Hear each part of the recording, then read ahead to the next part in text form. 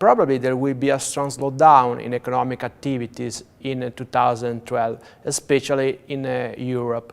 Which are the most profitable sectors in terms of investment? I think in light of the slowdown that's approaching us in Europe, and we believe maybe the wider economy, I think it's very important not only to think on a sectorial level, but to think beyond that, because the general European economy is poor. So it's important to focus on sectors which in the long term are going to gain market share within their own sector also.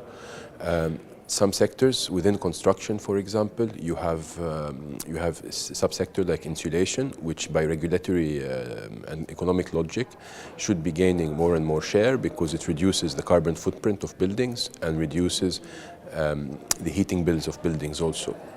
Another sector which we like in the long term is aerospace, because the aerospace is part of a global economic expansion, not simply part of a European expansion. Obviously, we're avoiding the financials, which I don't think we need to repeat.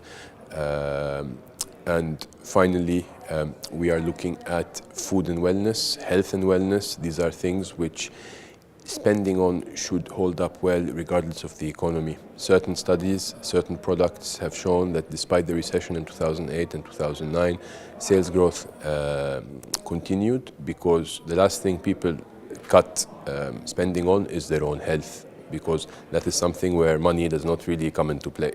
Which ones would you avoid instead? I think in the short term, the sectors to avoid for sure are financials, because financials there is too much event risk there's too much politics. I think the financial sector in Europe, especially the banking sector, cosmetically it looks very cheap.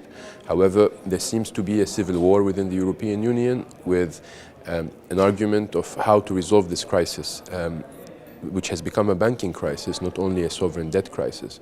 So as long as this logic will hold, we think it's better to avoid the banks, because there's a very big chance of recapitalization, and there's a very big possibility of nationalization. And this is something which unfortunately is impossible to even model, because it's a political debate, not a financial debate. Which are the most profitable countries in terms of investments in 2012? We think it's very difficult to generalize on a national level. So, for example, on the surface, Germany is the strongest economy in the European Union. However, the German equity market has been one of the most strongest outperformers over the last few years, because Germany's export growth has been so strong. We again would focus on subsectors and sub-geographies. So, for example, the periphery markets have sold off very heavily over the last year. So we found an opportunity, a name like Telefónica, which is based in Spain, which cosmetically speaking does not look great. However, 50 or 60% of their revenue and profit come from South America, which has in the medium term a very different growth outlook vis-à-vis Spain. Another country which we have thought is interesting is Ireland, because Ireland is a small market, a small economy. So when we say they are exposed to international growth, that is a very important marker for them, because it impacts the bottom line very heavily. So we think some Irish companies are extremely interesting, such as Glanbia, such as Kingspan, because they don't only rely on Ireland for their earnings, but they rely on the general economic situation. And this also comes from virtue of what they sell, so it's consistent with our sectorial view.